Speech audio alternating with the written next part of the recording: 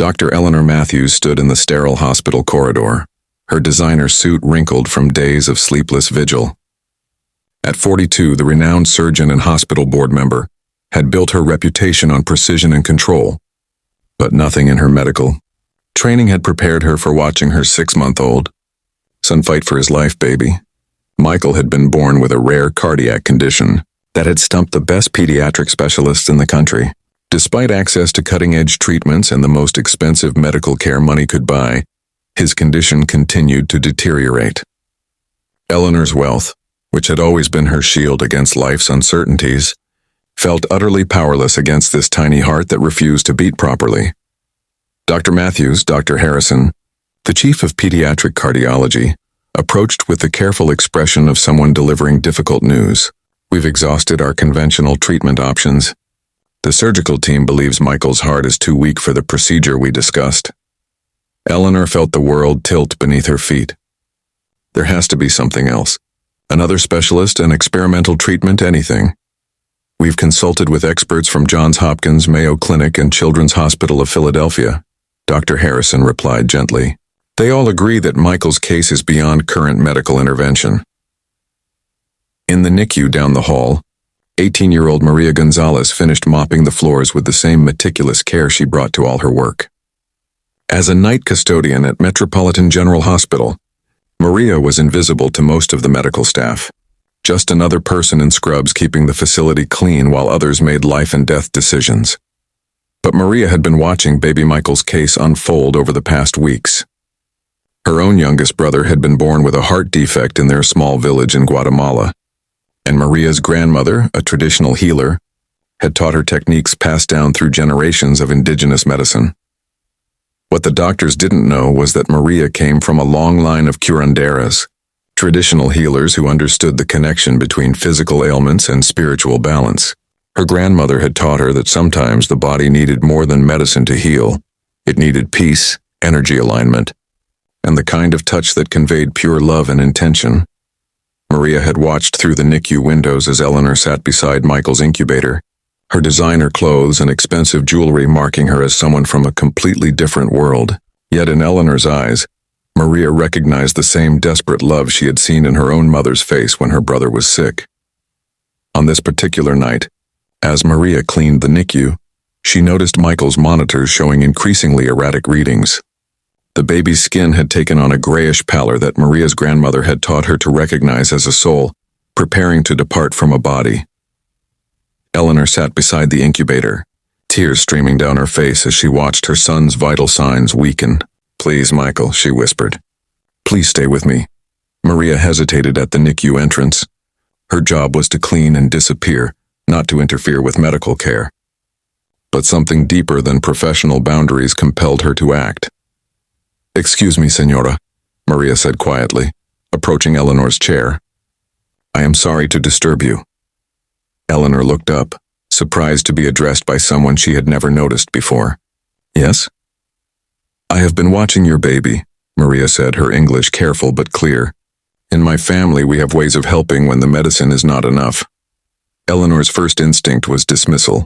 What could this janitor possibly know about her son's complex medical condition? But something in Maria's eyes, a depth of compassion and certainty, made her pause. "What are you talking about?" Eleanor asked. "My grandmother, she was a healer in Guatemala. She taught me that sometimes babies get lost between this world and the next. They need someone to call their spirit back, to show them the way to stay." Eleanor stared at Maria, her scientific mind rejecting such notions, while her desperate heart grasped for any possibility. That's not how medicine works." "No, Senora, but sometimes medicine is not enough," Maria replied gently. "May I touch your baby? Just for a moment?"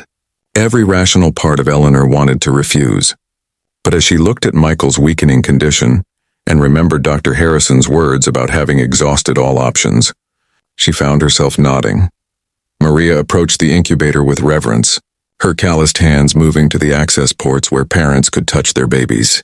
She began to hum softly, a melody her grandmother had taught her while placing her hands gently on Michael's tiny chest. What happened next defied medical explanation. Maria's humming filled the NICU with a sound that seemed to vibrate through the very air. Her hands moved in patterns that appeared almost like a dance, sometimes touching Michael directly, sometimes hovering just above his skin. "What is she doing?" Dr. Harrison asked, having entered the NICU to check on Michael. Eleanor found herself unable to speak as she watched Maria work. The young woman's face had taken on an expression of intense concentration, as if she were listening to something only she could hear. "She's calling him back," Eleanor whispered, surprising herself with the words. For 20 minutes, Maria continued her work, alternating between gentle touch, rhythmic humming, and what appeared to be whispered prayers in Spanish. Other medical staff had gathered, some skeptical, others simply curious about this unprecedented scene. Then, as suddenly as it had begun, Maria's humming stopped. She placed both hands flat on Michael's chest and spoke in Spanish words that none of them understood, but somehow felt the meaning of. Michael's monitor, which had been showing increasingly weak vital signs, suddenly registered a stronger, more regular heartbeat. His skin color began to improve, the grayish pallor giving way to a healthier pink tone. Dr. Harrison rushed to check the equipment, certain there must be a malfunction. But every test confirmed what the monitors were showing. Michael's heart was beating stronger and more regularly than it had in weeks. "This is impossible," Dr. Harrison murmured, reviewing the readings.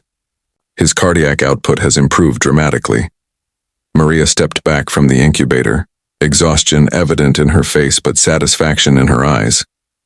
"He will be okay now," she said to Eleanor. "His spirit knows where home is." Eleanor stared at Maria, then at her son, who was indeed showing signs of improvement that contradicted every medical prediction. "How did you do that?" "My grandmother, she always say that love is the strongest medicine," Maria replied. "Your baby, he knows you love him. Sometimes they just need someone to remind them why staying is worth the pain." Over the following days, Michael's improvement continued to astound his medical team. Tests showed that his heart defect was not only stable, but actually beginning to heal in ways that cardiac specialists had never observed before. Eleanor found herself seeking out Maria during her night shifts, drawn to understand more about the young woman who had somehow saved her son when the best medical minds could not. "Maria," Eleanor said one evening, "tell me about your family, your grandmother." Maria shared stories of growing up in rural Guatemala, where her grandmother served as the village healer, combining traditional knowledge with deep spiritual practice.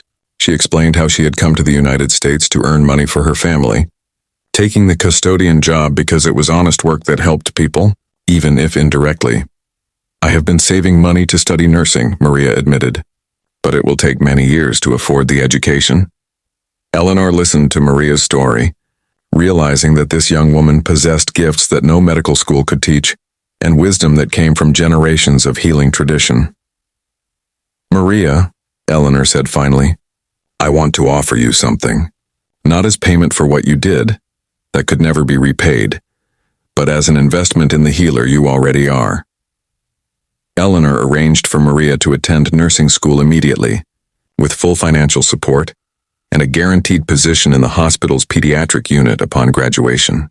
More importantly, she worked with the hospital administration to establish a complementary healing program that honored traditional practices alongside conventional medicine.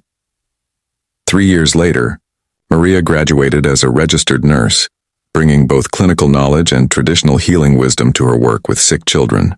Michael, now a healthy toddler, often accompanied his mother to the hospital where he would toddle over to nurse Maria with the unconscious recognition of someone who owed his life to her gift.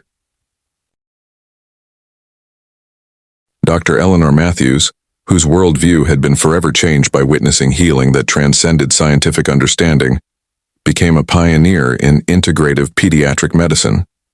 She learned that sometimes the most profound cures come not from the most expensive treatments, but from the simplest human connections guided by ancient wisdom and unconditional love.